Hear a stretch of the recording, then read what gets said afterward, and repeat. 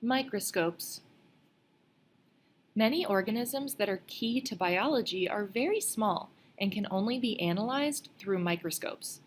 Conventional microscopes can resolve structures as small as 200 nanometers, 200 times 10 to the negative ninth meters.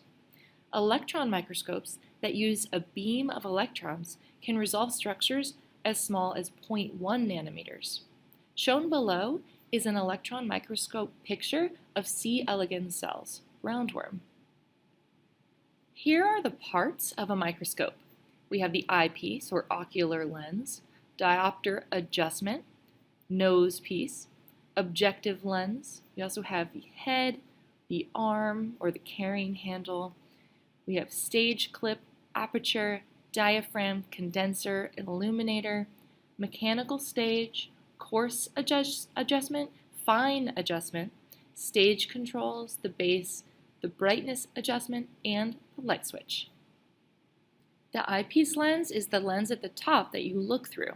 It's usually 10 times or 15 times power. The arm supports the tube and connects it to the base. The base is the bottom of the microscope used for support. The illuminator is a steady light source. For some microscopes, this is a mirror.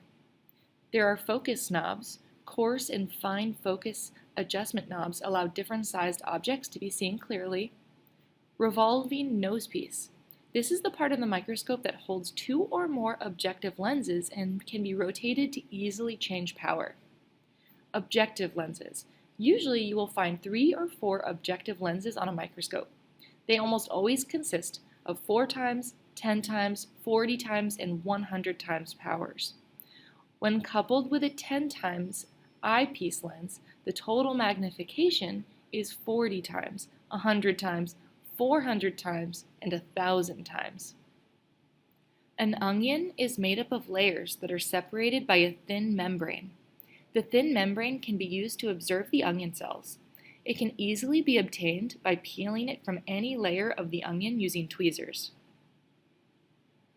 Hepatocytes are the cells that form the liver, accounting for about 80% of this organ. They are organized in sheets of 1 cell in thickness.